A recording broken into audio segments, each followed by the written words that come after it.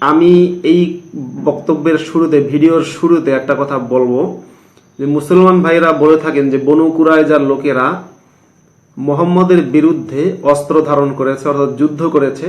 এর শাস্তি স্বরূপ মুহাম্মদ বনু কুরাইজার সকল পুরুষকে হত্যা করেছেন, প্রাপ্তবয়স্ক যারা তাদেরকে। কিন্তু কোন হাদিসের কিতাবে, কোন সিরার গ্রন্থে, কোন তাফসিরের মধ্যে কোথাও লেখা হয়নি যে বনু কুরাইজার লোকেরা সশস্ত্র যুদ্ধে লিপ্ত হয়েছে মুহাম্মদের বিরুদ্ধে।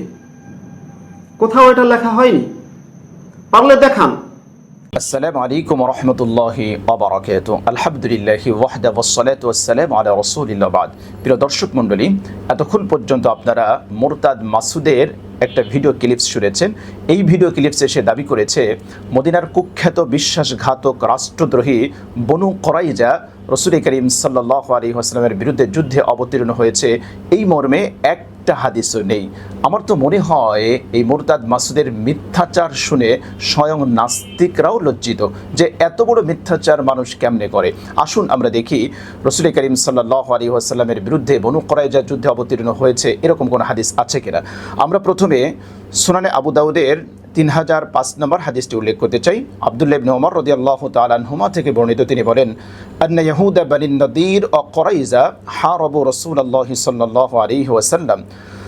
আব্দুল্লাহ ইবনে ওমর রাদিয়াল্লাহু তাআলা আনহুমা তিনি বলেন যে মদিনার ইহুদি গোত্র বনু নাজির এবং বনু কুরাইজা রাসূল করিম সাল্লাল্লাহু আলাইহি ওয়াসাল্লামের বিরুদ্ধে অস্ত্র ধারণ করলে, যুদ্ধে অবতীর্ণ হলে, ফাআজলা রাসূলুল্লাহ সাল্লাল্লাহু আলাইহি ওয়াসাল্লাম বানি নাদির ওয়া আকাররা কুরাইজা ওয়া মান্না আলাইহিম।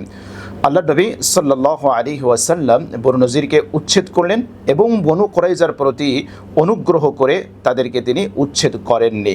এমনকি অবশেষে হাত্তা হারাবাত কুরাইজাতু, অবশেষে বনু কুরাইজা আবার যুদ্ধে অবতীর্ণ হয়। রাসূল করিম সাল্লাল্লাহু আলাইহি ওয়াসাল্লামের সাথে কৃত চুক্তি ভঙ্গ করে, বিশ্বাসঘাতকতা করে রাষ্ট্রদ্রোহিতায় শামিল হয়, যেটা এই হাদিসের মধ্যে স্পষ্টভাবে উল্লেখ রয়েছে। তাহলে আমরা হাদিসের মধ্যে দেখতে পেলাম যে বনু কুরাইজা দুইবার রাসূল করিম সাল্লাল্লাহু আলাইহি ওয়াসাল্লামের বিরুদ্ধে যুদ্ধে অবতীর্ণ হয়েছে, তারা বিশ্বাস ভঙ্গ করেছে, বিশ্বাসঘাতকতা করেছে, যেটা এই হাদিসের মধ্যে সুস্পষ্টভাবে উল্লেখ রয়েছে।